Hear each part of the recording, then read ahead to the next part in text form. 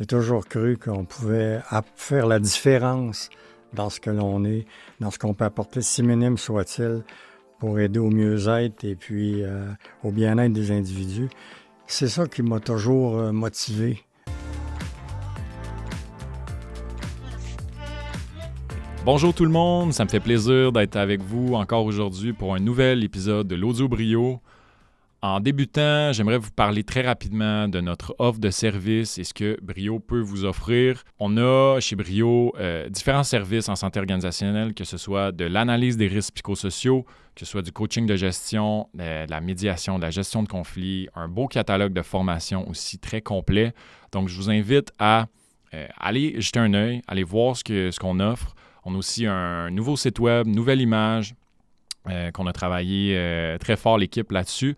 Donc, je vous invite à aller voir. Également, si vous aimez ce qu'on fait, si vous aimez le contenu qu'on produit, vous pouvez partager, nous laisser un j'aime, commenter et tout. Ça nous aide à pouvoir poursuivre ce projet-là. Et on a des très bons commentaires, que ce soit de nos clients et des non-clients sur ce qu'on fait en termes de balado. Donc, on vous propose encore des sujets super intéressants, super actuels en lien avec la santé et le mieux-être au travail. Donc, sur ce, je vous laisse avec mon prochain invité. Une très belle journée. Donc, Alain, merci d'être là. Plaisir. Ça me fait plaisir de te recevoir. Un pilier quand même de Brio et du CRES. Bref, Brio qui est anciennement le CRES. Alain, je pense qu'il n'y aura pas mieux que toi pour te présenter et expliquer un petit peu c'est ça, ton parcours. Tu viens d'où? Qui est Alain Ouellette? Puis après ça, on va pouvoir se lancer dans le vif du sujet. Parfait. Donc, je termine ma 54e année de pratique. Faut dire que j'ai commencé en 1971 comme travailleur social. J'ai travaillé 20 ans dans les écoles secondaires. Et puis, en 1991, j'ai décidé que j'avais plus de plaisir à travailler avec des adolescents. Puis moi, dans ma vie, faut que je travaille dans le plaisir. Donc, à ce moment-là, j'ai décidé de quitter les écoles pour aller travailler avec les adultes et plus particulièrement dans le domaine des programmes d'aide aux employés. En 1989, avec mon ami Jean-Guy Grenier, on avait fondé le CRES pour s'ouvrir aux entreprises, pour être capable d'offrir des services à ce niveau-là. Donc, à partir de 1989, on a développé tranquillement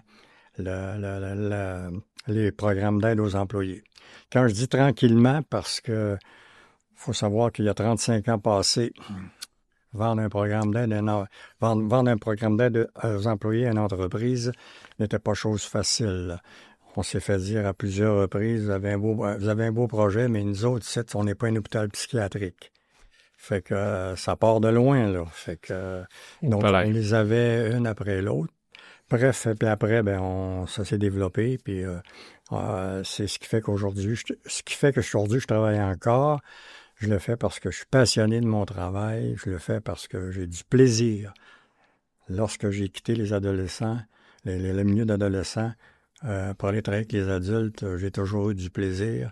Et j'en ai encore après 54 ans. Et je pense que c'est un beau privilège de pouvoir travailler et d'avoir le plaisir de faire ce qu'on fait. Sinon, on développe toutes sortes de problèmes. On devient non motivé, puis ça dégénère dans différents problèmes. Incroyable. Incroyable. Plus de 50 ans de pratique. 54, ouais. Alain. C'est exceptionnel, ou du moins, c'est incroyable. Honnêtement, j'ai pas d'autres mots. T'as vu neiger? Oui. Quand on parle de santé psychologique, de compétences relationnelles, peu importe ce qui a trait à l'humain, t'en as vu de toutes les couleurs. Oui. T'as vu des employés, des gestionnaires, comment puis là, ça, c'est ma petite question, on passe fort, mais comment tu résumerais ton parcours jusqu'à aujourd'hui en quelques mots, une phrase, ou peu importe, en 8 phrases, si ça te tente, mais comment tu résumerais ça? Ben écoute, j'ai toujours cru qu'on pourrait améliorer la société. J'ai toujours cru qu'on pouvait améliorer les contacts entre les humains. J'ai toujours cru qu'on pouvait faire la différence dans ce que l'on est, dans ce qu'on peut apporter, si minime soit-il, pour aider au mieux-être et puis au bien-être des individus. C'est ça qui m'a toujours motivé. Et ça me motive encore aujourd'hui de voir des gens qui vivent des drames, des détresses psychologiques importantes, mais le fait de venir consulter, ils arrivent à être capables de reprendre contact avec leur potentiel et retrouver leur équilibre émotionnel. Donc, c'est ce qui fait que, pour moi, c'était un peu, je dirais, ce qui me motive à poursuivre, d'apporter siminem ma contribution pour aider les individus ou les personnes en détresse. Puis c'est un peu ça, j'imagine, qui t'a amené à fonder le CRES à ce moment-là. Tu avais eu de l'expérience dans les écoles, mais qu'est-ce qui t'a amené spécifiquement, le CRES PAE, qui est maintenant Brio, qu'est-ce qui t'a amené à prendre cette décision-là, ou du moins de te diriger vers ça? Parce qu'on s'entend, c'était un PAE dans les milieux de travail. Oui. Qu'est-ce qui t'a déclenché à ce moment-là? C'est pas compliqué. C'est que quand on travaille dans les fonctions publiques, quand on travaille dans les organisations structurées, la marge de manœuvre, il n'y en a pas. On nous donne une ligne de conduite, puis c'est ça que tu fais, puis c'est ça que tu as à faire. Et moi, je me disais, non, moi, j'ai de la créativité, j'ai d'autres choses. Voyons donc, je peux faire d'autres choses que ce qu'on me demande là. Voyons donc. Puis il y avait des décisions là, souvent qui étaient inappropriées et aberrantes dans l'organisation. Je dis non, regarde, moi je vais aller où est-ce que je peux créer, ce que je peux me réaliser, puis ce que je peux innover. Et c'est pour ça que les programmes d'aide aux employés, travailler avec des adultes, travailler avec des organisations, ça nous a motivés. Puis c'est ce qui a été l'élément déclencheur en disant, regarde là, moi, je vais aller ailleurs. Où est-ce que je suis capable de... Il n'y a pas de limite. Dans le milieu privé, il n'y en a pas de limite. Alors que dans le milieu organisationnel, gouvernemental, la structure était straight. Puis, il n'y avait pas beaucoup de place à l'innovation. C'est ça. Pas beaucoup. Fait que c'est ça qui m'a emmené là. Puis, si on fait un petit retour historique, parce que je trouve ça intéressant de pouvoir le... Tu sais, puis on s'en est parlé aussi avant d'enregistrer, mais il y a quand même des stades, puis tu as vu évoluer la santé psychologique, la santé mentale au fil des années, les années 70, 80, 90. Bref, tu peux-tu un peu nous... Comment tu vois ça nous refaire un petit récapitulatif historique de comment ça a évolué dans la bonne ou dans la mauvaise direction selon ce que toi, ta perception de la chose?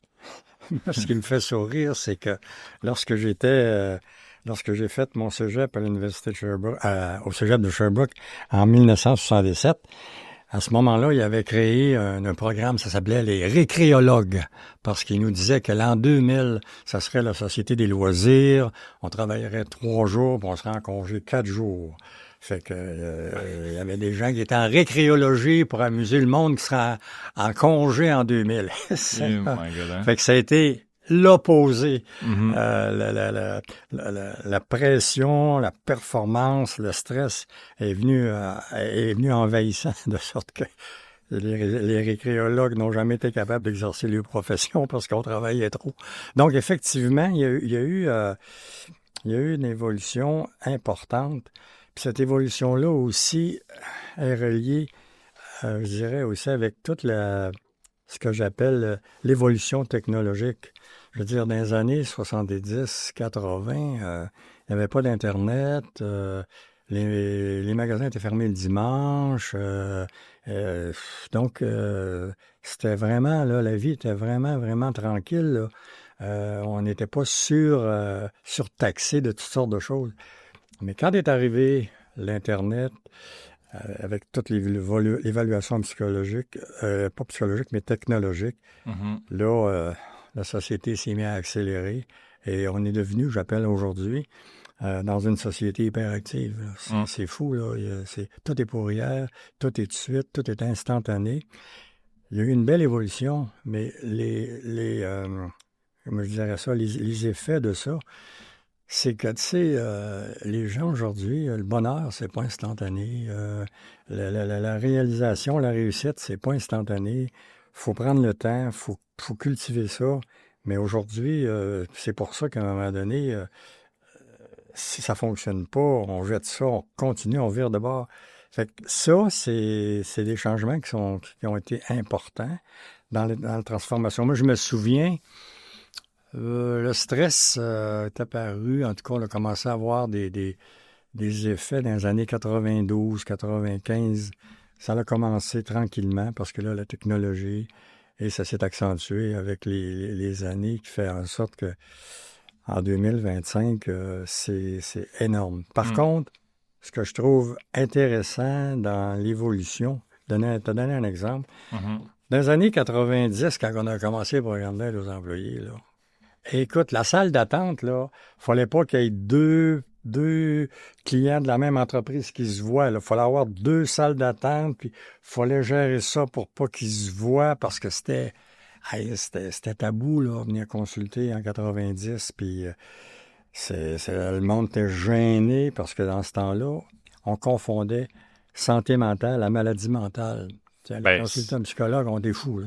C'est comme tu disais, c'est comme tu disais au début, là, un hôpital, on n'est pas un hôpital psychiatrique. Dans les entreprises, on est loin. Ouais. Oui. Maintenant, aujourd'hui, ce qui est intéressant, c'est qu'à peu près toutes les entreprises ont leur programme d'aide aux employés parce que maintenant, c'est quoi? On considère que la santé mentale, c'est aussi important que la santé physique. Puis d'ailleurs, la première cause d'absentéisme au travail, c'est la dépression, trouble d'adaptation, burn-out, épuisement professionnel. Donc là, on est obligé de reconnaître qu'effectivement, la vie est trop rapide, trop vite. Et là, maintenant, les entreprises sont beaucoup plus sensibles à ça. Maintenant, il n'y a pas personne qui est gêné de dire qu'il voit un psychologue et qu'il vient consulter. Au contraire, c'est un peu... Ça a été démocratisé. Oui, beaucoup. Les tabous, on a déconstruit un peu les tabous. Beaucoup. Puis moi, un des changements les plus importants que je vois qui va me motiver encore à travailler bien des années, c'est la relation maintenant qui existe entre les médecins et les psychologues. Mais avant, on travaillait en vase clos. Le médecin il faisait ses affaires, puis nous autres, il y avait pas de communication. Mais maintenant, je dirais que la majorité des médecins, ils reconnaissent maintenant qu'ils peuvent faire la médication, peut faire un travail, mais l'autre travail, il faut que ça soit fait par un suivi psychologique. Fait que ça, maintenant, c'est un changement qui est, je trouve, super agréable. Même, je n'avais pas vu ça. Il y avait des médecins qui me donnent leur numéro de téléphone, puis voilà, s'il y a quoi, vous m'appelez. Puis il y a même des médecins qui m'appellent, disent qu'est-ce que vous en pensez pour son retour au travail. Incroyable. Moi, je suis en bas de ma chaise là, parce que j'avais jamais vu ça. Fait que quand je vois ça, je me dis, Colin, moi, je vais travailler encore 20 ans. Donc, non, mais ça, c'est un changement, je dirais, qui est vraiment très, très, très important. Puis ce que je trouve intéressant, c'est que on en fait de plus en plus de promotion de la santé mentale, d'une bonne hygiène mentale, d'un bon équilibre de vie. Mais parallèlement à ça, même si on fait tout ça, les conséquences ou les méfaits sont encore là. On n'a jamais eu tant de féminicide, jamais eu tant de violence. Je me dis, bon, ben, qu'est-ce qui se passe? Fait que c'est pour ça que je me dis, par contre, de façon générale, les changements sont très importants. Ce qui me fait sourire, c'est que il y a 30 ans, les gens se définissaient par le signe zodiaque. Moi, j'étais un lion, moi, j'étais un sagittaire, moi, j'étais une vierge. Puis à un moment donné, on est passé à l'étape des... moi, j'étais visuel, moi, j'étais un auditif, moi, j'étais un kinesthésique. Là, on est rendu, moi, j'étais un TDAH, moi, j'étais un dépendant affectif. Fait qu'on se définit un peu à partir de la Bible, là, du DSM-5 sur nos caractéristiques. Mais on a besoin de se définir de quelque façon que ce soit. Puis, bon, en tout cas, fait que ça me fascine parce que souvent, c'est ce que j'entends. Moi, j'étais un TDAH, puis moi, j'étais un tag. Puis pourquoi tu penses que les gens aujourd'hui se définissent parce que, bon, je pense qu'on en parle de plus en plus. Ouais. Deuxièmement, on a, je dirais, dédramatisé les problèmes de santé mentale. On les a vulgarisés parce que, d'un, c'est assez spécial. On a tout un peu notre petit côté anxieux, puis petit côté dépendant. On l'a tout, là. Fait que ce qui fait que, bon, aujourd'hui, c'est plus facile, puis les gens s'acceptent là-dedans. Fait que ça, je trouve que c'est comment je dirais ça, donc? une belle évolution à ce niveau-là. Puis d'en entendre parler, ça résonne chez les gens. Tu sais, Ouais. d'entendre, mettons, peu importe, pas dans notre entrevue spécifiquement, mais les gens écoutent un balado sur YouTube, peu importe, ils voient quelqu'un parler de ses troubles anxieux, de son trouble d'attachement, de peu importe, ben ça vient ça vient créer quelque chose d'intéressant chez la personne parce que ça vient lui enlever un peu ce poids-là de dire « je suis seul au monde, Oui, je vis cette détresse-là ou cette C'est problématique. » en plein ça, parce que souvent, les gens ont l'impression qu'ils sont tout seuls à vivre ça. Ben non. Fait que quand ils en entendent parler, ils disent, ben écoute, je suis pas si anormal que ça. Lui ici, il vit ça, puis elle aussi, elle vit ça. Donc ça, je trouve que c'est les aspects très positifs de cette évolution-là que l'on a au niveau du développement, au niveau de la santé mentale. Donc ça, ça devient de plus en plus, comme je dirais, et c'est ce que je trouve intéressant, ces changements-là qu'on a présentement. Puis, t'en as parlé brièvement, puis j'aimerais ça qu'on revienne un peu, mais c'est quoi les besoins des employés? Bon, comme on disait, tu vois en consultation des employés, des gestionnaires. C'est quoi les besoins des gens dans le temps Est-ce que les gens ont les mêmes besoins au niveau de la consultation qu'il y avait il y a 20 ans, il y a 30 ans, peu importe? C'est ça qui est spécial, hein? Même si la société a évolué, je dirais, sur le plan technologique, sur le plan humain, là, on est à la même place qu'on était. On a tous le besoin d'aimer, d'être aimé. On a tous le besoin d'être reconnu. On a tous le besoin d'être apprécié, d'être valorisé. Hein. Tous ce besoin-là. Là. Et puis ça, c'est pas la technologie qui va nous le donner. Mais ces besoins-là sont les mêmes en 1995, en 2025. Tu sais. Sauf que, bon, comme je dirais, aujourd'hui... je parlais avec un professeur d'éducation physique qui travaillait dans une entreprise. Il me disait, si je mettais une petite pilule sur le coin de la table, que ça représenterait 1 heure d'activité par jour, les gens prendraient la petite pilule au lieu d'aller faire l'exercice. Ben donc, la facilité. La facilité, l'effort, parce que dans le fond, ce que je disais tantôt, ça allait évoluer. Mais il y a une chose qui est toujours restée. Notre bien-être, notre bonheur ne dépend pas des autres. Ça dépend de nous autres. À chaque matin, quand on se lève, c'est nous autres qui décident de la journée qu'on va passer et comment qu'on va la passer. L'extérieur, là, on n'a pas de contrôle là-dessus, mais ça part de nous. Et c'est pour ça qu'en bout de ligne, comment je dirais ça, dans le cheminement de l'évolution, c'est que ça revient toujours à la même chose. Prendre soin de soi, prendre soin de sa santé mentale, parce que il n'y a rien de magique, là. T'sais, si on fait rien, il ne se passera rien. Donc, c'est pour ça que donc, à travers tout ça, ben, on essaie de travailler pour s'améliorer. Mais le problème, c'est que aujourd'hui, tout faut que ça soit parfait. Là, je veux dire, il faut que j'ai des enfants parfaits, une job parfaite, un conjoint. Ça n'existe pas, la perfection. Puis la place à l'erreur, il n'y en a pas beaucoup, tu sais, on se sent coupable facilement de rien, là. J'aurais donc dû, puis non, mais écoute, et c'est ça qui fait que faut apprendre à accepter, bon, mais les limites, puis que tout ne peut pas être parfait, puis tout ne peut pas se passer comme on veut, fait que par contre, ça me dit, ça prend du temps. La technologie est rapide, mais l'être humain, dans son cheminement, dans ses apprentissages, c'est pas aussi rapide que la technologie. Et c'est ce qui fait aujourd'hui que le niveau de stress, puis je dirais le niveau de détresse est relié aux changements qui sont d'une rapidité incroyable, dont on n'est pas capable, on n'arrive pas à les assimiler, qu'il y en a déjà d'autres. Tu parlais de capacité d'adaptation. Ouais. C'est plus que jamais mis à l'épreuve de tout le monde. Là, parce que, définitivement. Puis c'est pour ça que je regarde... tantôt, tu me demandais les besoins. Je dirais qu'une des premières... Je l'ai dit, la première cause d'absentéisme au travail, ben, c'est la santé mentale, dépression, l'épuisement professionnel, les troubles d'adaptation. Mais qu'est-ce qui arrive? Qu'est-ce qui amène ça? C'est que, bon, le surcharge de travail et la non-reconnaissance. Moi, ce qui me fascine, c'est que On fait des formations à gauche et à droite de toutes sortes d'affaires. Moi, je me dis, pour les gestionnaires, Ouais. la première chose qu'ils devraient retenir dans la formation, c'est quand ils arrivent au bureau, de dire bonjour à leur employé. Bonjour, bonne fin de semaine. Il y a des employés qui me disent qu'ils voient le patron une fois dans un an lors de leur évaluation annuelle. Ils ne le voient pas le reste de l'année. Mais voyons donc. Ouais. Ça n'a pas d'allure.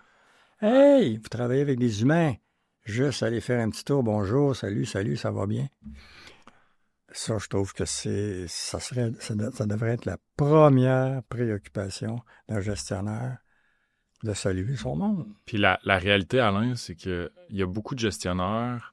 En fait, il y a plusieurs points que je vais aborder, là, mais premièrement, les gestionnaires, je pense que on parlait de performance tantôt, de rendement, on dirait que leur premier réflexe, c'est d'être axé là-dessus parce qu'ils ont des comptes à rendre niveau performance, niveau rendement auprès de l'entreprise, auprès de eux, leurs patrons. 1. 2, il y a beaucoup de gestionnaires qui ont monté les échelons, qui sont très bons au niveau technique, si on prend le secteur manufacturier, par exemple, mais qui ont monté les échelons tranquillement, mais qui n'ont pas nécessairement développé de compétences relationnelles, Exact. compétences de gestionnaire d'un point de vue purement humain. Exact. Techniquement, c'est des sommités dans leur domaine, c'est des sommités dans l'entreprise, mais en termes de compétences humaines, non pas. Zéro, ou très peu. Non pas. Exactement. Ça a évolué pour ça, mais j'ai l'impression qu'il y a un retard quand même au niveau gestionnaire sur le côté humain ou l'importance accordée à ça. Oui, il y a du rattrapage à faire dans ce niveau-là, certain, parce que, comme tu dis, souvent, le gestionnaire, c'est souvent des gens qui sont très performants dans leur domaine, mais sur le plan relationnel, c'est nul. Puis les employés, parce que très souvent, qu'est-ce qu'on entend? C'est Wallet, j'aime ce que je fais. Mais c'est le climat dans lequel je me trouve que je suis plus capable. Il y a pas de... Ça se bitch, il n'y a pas de communication, c'est toxique. Fait que, à ce moment-là, le rôle du gestionnaire devient important. Là. Ça part de là. Tu veux dire. Absolument. Ça, c'est un phénomène qui est... En tout cas, moi, je me dis, ça devrait être prioritaire, un peu comme, je disais, un des plus grands oncologues qui s'appelle Bernie Siegel, qui a écrit le livre « Amour, médecine et miracles ». Il disait « Les médecins devraient s'attarder, non pas dans un premier temps, à la maladie du patient, mais au patient qui a la maladie. Puis la première chose qu'il devrait faire quand il rentre dans une chambre d'hôpital ou dans le bureau, « Bonjour madame, bonjour monsieur, soyez-vous, comment ça va aujourd'hui? » Mais il dit non, là, ta pression, t'as tout ça qu'il dit. Fait que la relation est pas là. Fait que c'est ça qui devient difficile. Fait que de ramener ça, c'est ça qui est pas facile. Puis c'est là-dessus qu'il faut travailler. Puis ce que je me dis, là, ça coûte rien, ça. Là. T'as pas besoin d'aller suivre une formation qui va te coûter 2000$. Là. Fais juste dire bonjour à ton monde quand tu rentres travailler et bonne fin de semaine quand tu pars. Ça va être toute une différence majeure. Exact. C'est la base. Tu sais, oui. C'est la base, mais on se rend compte que finalement, c'est pas inculqué, c'est pas appliqué. Ouais. Puis, parce que, tu sais, ce qui me questionne aujourd'hui, c'est, tout le monde de l'informatique. Maintenant, on fait des réunions FaceTime, on fait ça là, sur Teams. Écoute, on est rendu qu'on fait même des congédiements sur Teams, mais on rencontre même pas la personne. On dit, écoute, à partir de demain, t'es congédié, je fais les affaires. Tu dis, tabarouette, est-ce qu'on s'en va avec ça, là? Puis, ça devient très impersonnel, ça devient, tu sais, je me dis, on oublie, en bout de ligne, l'être humain. Puis ces êtres humains-là qui se font remercier de façon aussi cavalière, mais ils viennent consulter. Parce qu'ils se sont sentis moins que rien, ils se sont sentis rejetés, puis ont senti que tout ce qu'ils avaient donné pour la compagnie, ça comptait pas. Fait que ça a des conséquences de ne pas être capable d'être attentif aux personnes avec qui on travaille. Je reviendrai un petit peu au PR, parce que je trouve que c'est important d'aborder la question, puis qu'évidemment, on est un PR. Hein? Oui. On parlait d'hôpital psychiatrique tantôt, Oui. il y a plusieurs années. Y a-tu pour toi un switch dans la mentalité des organisations de dire on n'est pas un hôpital psychiatrique, c'est pas nous autres qui gèrent ça, la santé psychologique, blablabla, ça n'existe pas ou peu importe, c'est important, il faut qu'on la prenne en charge, puis on a une responsabilité à jouer là-dedans. Y a-tu comme ça s'est-tu fait graduellement ou il y a eu une espèce de switch? T'as-tu quelque chose à dire par rapport à ça? Le switch qui s'est fait, c'est qu'à un moment donné, quand les entreprises ont vu que les employés tombaient, c'est pas comme des mouches, là, mais qui tombaient facilement au combat, pas facilement, mais difficilement au combat, parce que ce qu'on disait, c'est que l'épuisement professionnel a remplacé les maux de dos. Au début, quelques années, c'était les maux de dos, les bursites, les tendinites. Mais là, c'était pas ça, là. C'est des problèmes de difficulté, de ne plus être capable d'être opérationnel. Fait que c'est là que les entreprises ils ont dit, oups, là, puis aussi, avec toute la publicité qui a été faite, donc les entreprises, les dirigeants sont venus beaucoup plus sensibles à ça. Puis je me souviendrai toujours, j'avais vu un dirigeant, une espèce un gros bonhomme, qui était directeur de l'entreprise, puis il est venu consulter parce qu'il faisait un burn-out. Il dit, Monsieur Ouellette, je viens d'avoir une leçon de ma vie. Moi, il dit, les gens qui faisaient des burn-out, c'était des moumounes.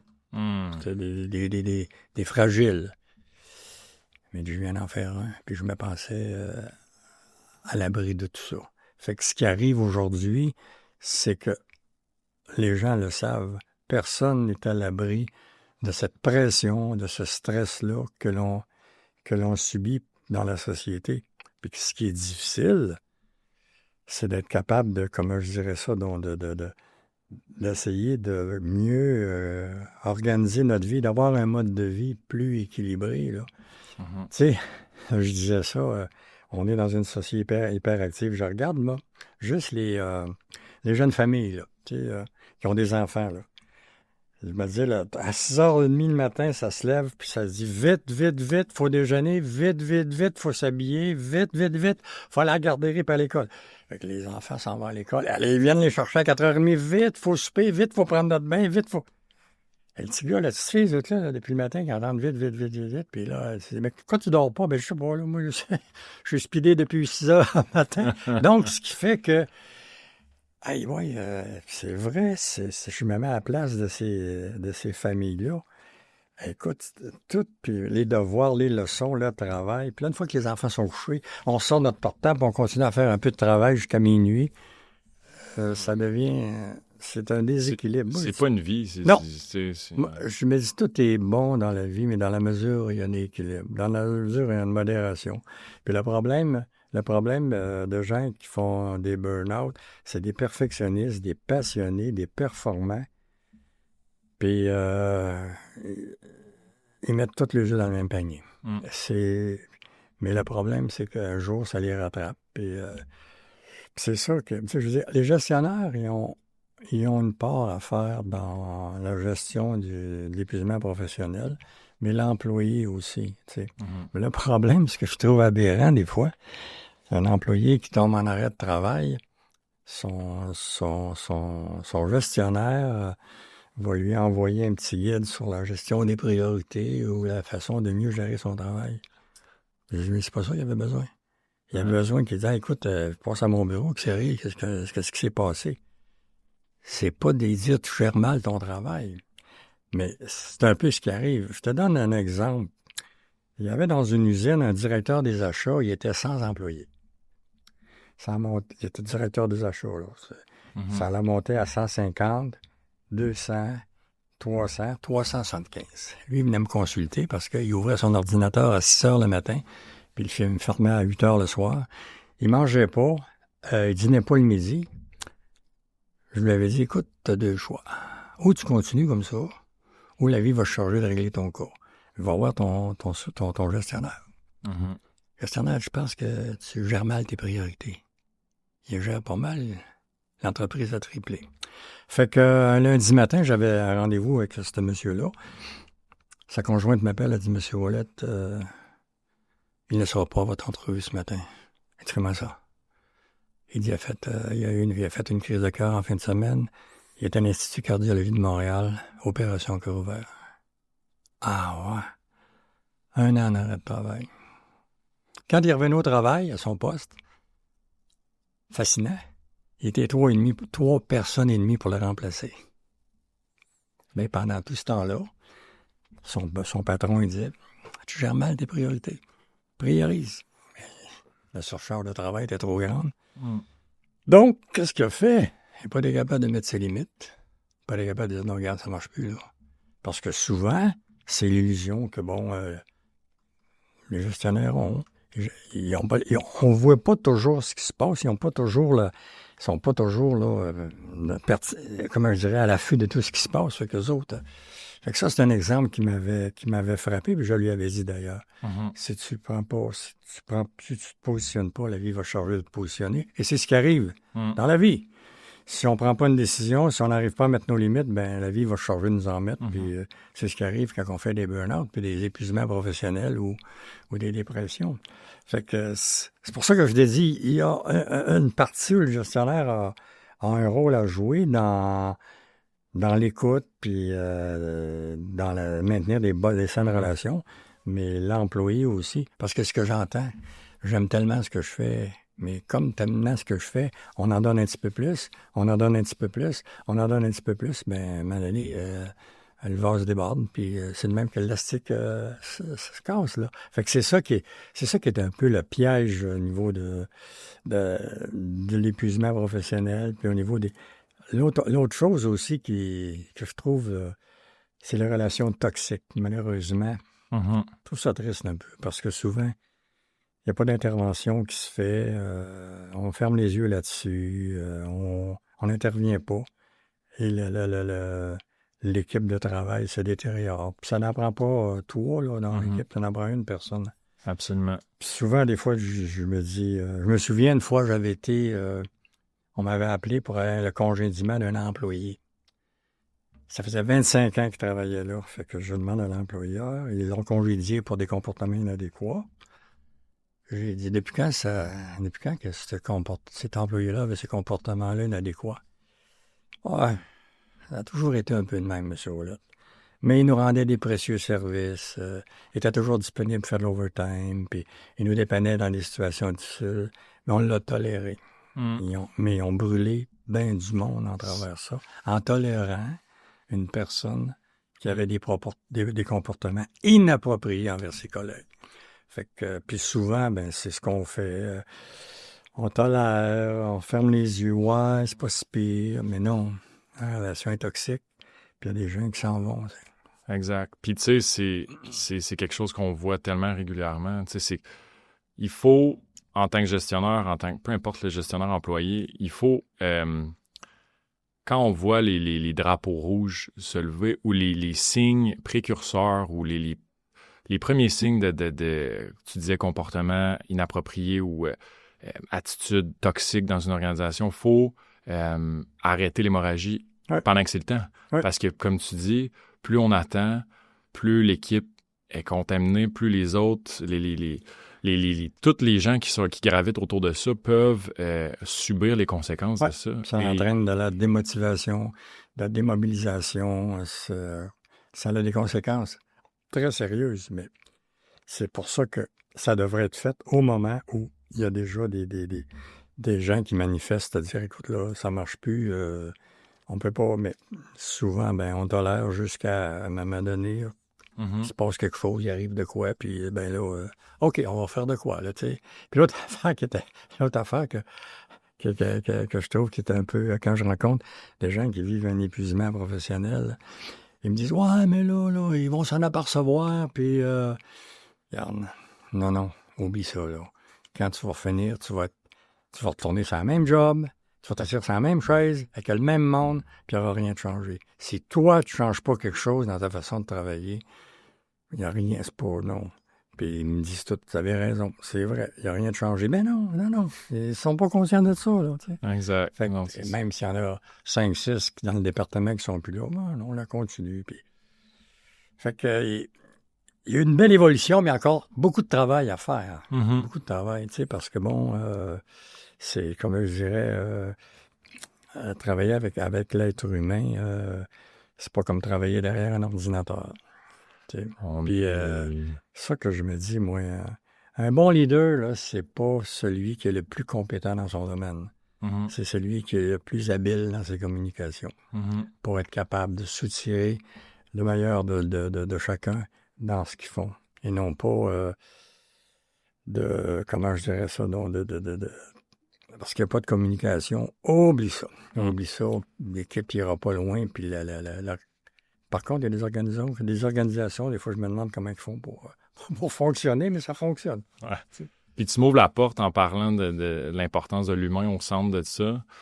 On s'entend, comme tu disais, tantôt tu parlais de Teams, des rencontres en vidéoconférence. Bon, les équipes de plus en plus éclatées ou de moins en moins connectées, on va dire ensemble. Les humains de moins en moins connectés, mais ensemble, mais de plus en plus connectés au niveau technologique. Ça, c'est clair que dans un contexte de climat, dans un contexte de santé mentale, santé psychologique, puis là, je sors un petit peu du monde du travail parce que c'est en général, là, l'humain a besoin de connecter avec d'autres humains de manière comme on discute en ce moment, comme on parle, de ressentir, de voir, tu sais, tout ce volet-là est un peu dans la frénésie de tout ce qui se passe, puis en contrepartie, l'évolution technologique, puis tout ça est un peu oublié ou mis de côté dans beaucoup d'organisations, dans beaucoup de familles aussi, et dans toutes les sphères de la vie. Tu sais, c'est... Puis moi, là, ce que tu dis, on a besoin de contact. Comme psychothérapeute, travailleur social, intervenant. Ce que je vois, là, que ça va... Non, moi, je ne veux pas me rendre là. Mm-hmm. Maintenant, on consulte par télé, on ne se voit plus en personne. Là. Ouais. Ça peut être téléphonique, ça peut être... Non, moi, j'adhère pas à ça. Mm-hmm. Puis la journée qu'on sera rendu là, ça va être terminé pour moi. Pour moi, c'est un non-sens. Ce genre d'intervention-là, là, comment on appelle ça, téléconsultation, ça peut être bon pour une question, une information. Et non pas pour une psychothérapie. Là. Je regrette, là, mais on oublie ça. Là. Ouais. On oublie ça. Là. Fait que je me dis ça, puis je vois que ça a l'air d'être une mode, ça. Là. Ouais. Puis, tu sais... Moi, je ne crois pas à ça. Je crois pas à ça. Je ramène un petit peu le PAE là-dedans. Tu sais, on est, évidemment, on est un PAE, on est connecté au monde du PAE. Il y a beaucoup de programmes d'aide aux employés qui font le virage 100% numérique. On n'aura pas de nom, là. Qui délaisse complètement le côté présentiel. Puis, je pense que chez Brio, c'est pas notre... Puis, c'est pas notre angle parce qu'on croit au contact humain en psycho. Puis là, on parle de psychothérapie, mais à tous les niveaux. Là. Tu sais, c'est la force du présentiel. Puis, on s'est adapté, on a ajusté pendant la pandémie, puis c'est correct parce on avait des limitations, puis on devait, s'ajuster par rapport à ça. Mais là, on est redevenu... on est redevenu à la possibilité de consulter en présentiel. Fait que, en tout cas, c'est ça. Je pense que c'est très contre-intuitif dans une optique de relation d'aide de faire ça Le mode hybride peut être intéressant. C'est quelque chose qu'on a exploré, qu'on a fait aussi. Puis je pense qu'il peut, tu sais, d'avoir certaines rencontres en personne, c'est pour faciliter, niveau déplacement, niveau logistique global. Mais je pense que le en personne demeure le plus important pour ces Moi, situations-là. en tout cas, moi, c'est ce que je crois, là. D'avoir dans le genre de travail qu'on fait. Mais comme tu dis, rien qui empêche qu'on peut le faire une fois pour différentes raisons. Mais de le faire juste en télé, je crois pas à ça. Là. Puis, tu sais, Alain, je voulais qu'on parle de quand même une tendance depuis l'arrivée dans nos vies de manière effrénée de l'intelligence artificielle. Là, on est là-dedans. Là. C'est vraiment le sujet de l'heure depuis même plusieurs mois, pour ne pas dire plusieurs années. On voit de plus en plus ou on lit de plus en plus de choses par rapport à, les gens vont demander des questions d'ordre psychologique à l'intelligence artificielle ou vont même consulter. Je sais qu'il existe des programmes, des applications que tu vois un psychologue qui, dans le fond, n'existe pas, mais qui est une intelligence artificielle. C'est inquiétant, je pense, à certains niveaux. Puis c'est ça, faut le nommer. Puis comment toi, je pense que je connais la réponse, mais comment tu vois ça quand même, ce volet-là? Je trouve ça inquiétant dans une certaine mesure parce que il y a pas longtemps, j'ai vu une dame, elle me dit, Monsieur Ouellette, je vis seul, je suis un peu solitaire. Elle m'a dit, j'ai un ami. Ah oui, ton ami? Ah oui, elle dit, je parle à tous les soirs. Ah oui, c'est qui ton ami? Elle dit, c'est l'intelligence artificielle. Oh boy. L'intelligence artificielle. Ouais. Quand je fais part de mes humeurs, il me répond. Puis... Oh, là, je me suis dit, ouais, là, c'est inquiétant. On parlait de connexion humaine. Ouais, c'est inquiétant de voir. Par contre, ça peut être très aidant dans certains niveaux pour se valider dans certaines choses. Mais quand on est rendu que l'intelligence artificielle devient notre ami intime, oh, je me dis, je sais pas où est-ce qu'on s'en va avec ça, là, tu sais. Ouais. Je trouve ça inquiétant d'une certaine mesure. Ouais. Je trouve ça très inquiétant. Pourquoi? Parce qu'il y a des gens qui sont pas toujours bienfaisants, puis peuvent se servir de ça. Déjà, je regarde, là, sans l'intelligence artificielle, combien de gens qui se font arnaquer par Internet. Fait qu'imagine-toi avec ça, là. On va falloir être vigilant puis être aux aguets. Mais, tu sais, ça peut être très intéressant, mais il y a un côté aussi qui m'inquiète beaucoup à ce niveau-là. Ouais. Ou est-ce que c'est moi quand j'entends, j'ai un ami, puis c'est l'intelligence artificielle. Mm-hmm. Oh, OK, c'est quelque chose, ça, là. Fait que, puis cette évolution-là, ben comment je dirais ça, on peut pas l'arrêter, là. C'est fait, Ouais. on est rendu Ouais. là. Jusqu'où ça va aller, je ne sais pas. Mais tu reviens, quand je pense à l'intelligence artificielle, si je recule un petit peu, ce que je trouve triste un peu d'une certaine façon, avec l'évolution qu'on a eue, de voir des jeunes enfants qui ont 4 ans, 5 ans, qui, la première chose qui se lève le matin, ils ont leur tablette pour jouer sur leur tablette. Mes rêves le soir sont sur leur tablette. Je me dis, ouf, elle va être où la créativité? Elle est où Je trouve ça, ça me fait frissonner à chaque fois que je vois ça. Mais on est rendu là. Fait que donc, je me dis, c'est quoi? Quand tantôt on a parlé d'hyperactivité, écoute, c'est pas pour rien qu'on est rendu hyperactif. On est sollicité, là, je sais pas, de tout bord, de tout côté. Puis on reçoit un texto, il faut répondre tout de suite. Puis on reçoit un email, il faut répondre. Puis là, si on répond pas 5 minutes après, il nous dit comment ça, t'as pas répondu. Ben, je sais pas, là, pas juste ça à faire, là, j'ai d'autres choses, là, tu sais, ça fait que on devient on devient surexposé. Oui, surexposé à tout ça, là. Puis c'est pour ça que, à un moment donné, on va être obligé, à un moment donné, de se repositionner par rapport à notre mode de vie, là. Tu sais, c'est quoi notre mode de vie? Puis tant qu'on n'aura pas... Puis c'est ce qui fait qu'on tombe dans des détresses, des dépressions. C'est qu'à quelque part, il y a un déséquilibre qui s'est installé. Puis à un moment donné, ben, l'être humain, il est bien fait. Hein? Absolument. À un moment donné, on n'est plus capable. Puis c'est pour ça que l'épuisement professionnel, le corps dit, ben toi, si tu veux continuer, vas-y, mais moi, je suis plus capable. Fait que il n'y a plus de réserve, il n'y a plus d'énergie. Puis les gens veulent bien, mais des fois, les gens disent, donne-moi des trucs pour que ça aille plus vite. Il n'y en a pas. Puis tu sais, on est en train, je pense, de plus en plus de interconnecter la santé mentale, la santé physique, puis de faire le lien entre... C'est la même... Ah ouais. C'est exactement la même chose. On a souvent comme segmenté santé physique, bon, maladie, tout ça, et santé psychologique, donc la tête et tout le reste, mais on est en train de plus en plus, je pense, de voir que dans le fond, c'est très interrelié, très, très interrelié. Parce que, comme disait, ce livre-là m'a fasciné, de Bernie Siegel, il disait à guérir son âme, on guérit son corps. Puis quand il rencontre des gens, la première chose qu'il lui demande, qu'est-ce que tu as vécu au cours de tes 2 dernières années?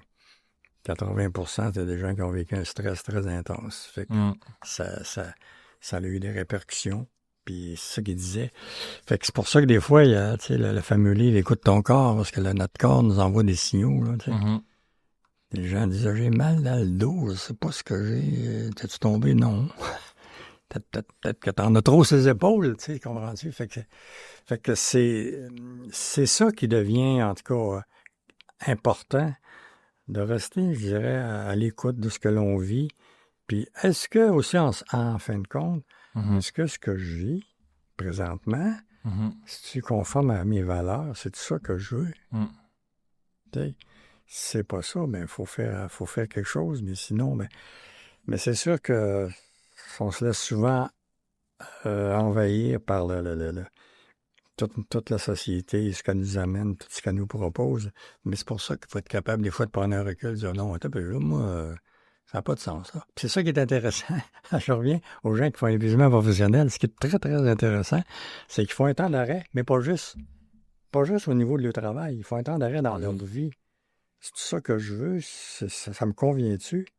Et en bout de ligne, c'est très positif parce que quand ils retournent, ils n'ont pas juste fait le ménage dans le travail. Mhm. Ils ont fait le ménage dans leurs besoins personnels, dans ce qu'ils veulent vivre, puis dans ce qui leur convient. Ils n'ont pas de suivre puis d'embarquer dans... Fait que Puis l'autre chose, souvent aussi, quand ils retournent au travail, bien, j'appelle ça avoir des sensors en français, en tout cas des balises qui disent Mhm. non, je vais pas plus loin.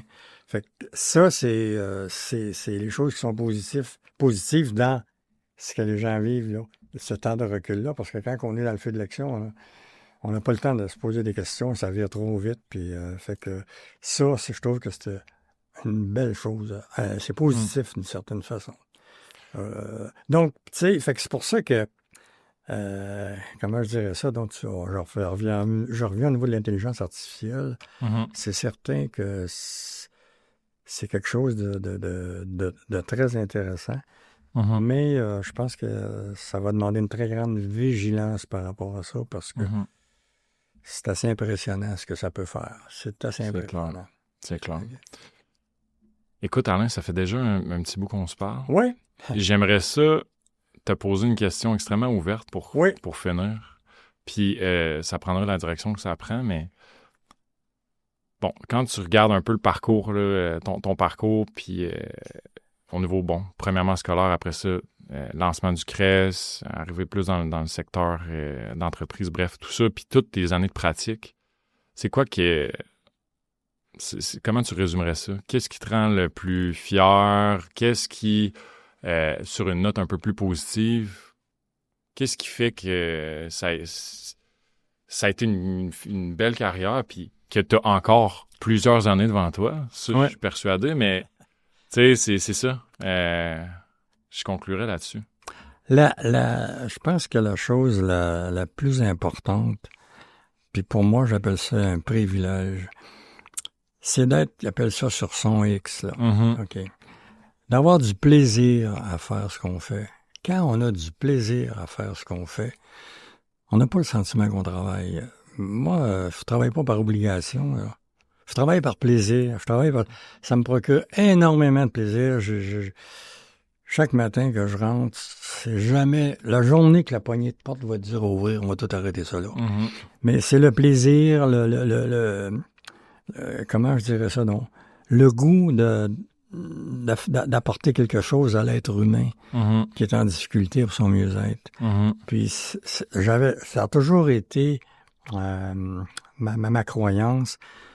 La journée que j'aurai plus de plaisir, je vais faire d'autres choses. Et c'est pour ça que quand j'ai quitté les écoles, je n'avais plus de plaisir. Ça faisait 2 ans que la porte était difficile à ouvrir. Mhm. J'ai plus de fun à faire ça. Mhm. Donc, il faut que je retrouve mon plaisir dans ce que je fais. Puis, c'est ce qui me motive encore aujourd'hui. C'est toujours agréable, c'est toujours plaisant. Même si, je dirais, les problématiques sont plus complexes, la société dans laquelle on est aujourd'hui, c'est bien différent de ce que c'était il y a 50 ans quand j'ai eu des enfants. Mais quand même, le défi est encore important, est encore agréable à relever. Puis aussi, je me dis, peu importe la plus petite chose qu'on peut faire pour apporter un changement, je me dis bravo, mais il faut être positif, il faut y croire.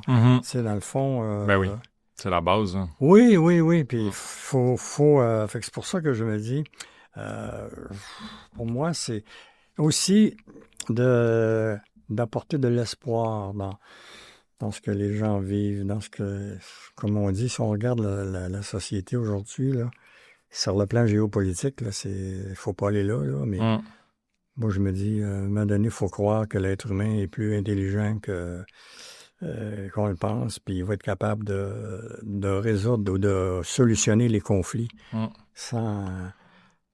Puis donc, c'est ça que je trouve qui était un peu la ligne de conduite de mes 54 ans.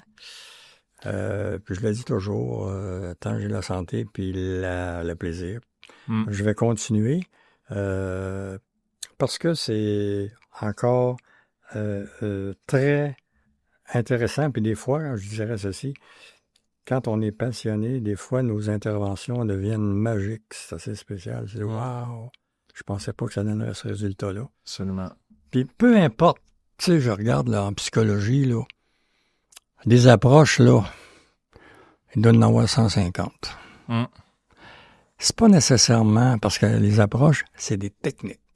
Techniques que tu apprends. Mais la première chose qui est importante quand on rencontre un client ou une personne, c'est pas la technique qui va être importante. C'est de créer un lien positif avec cette personne-là, un lien de confiance.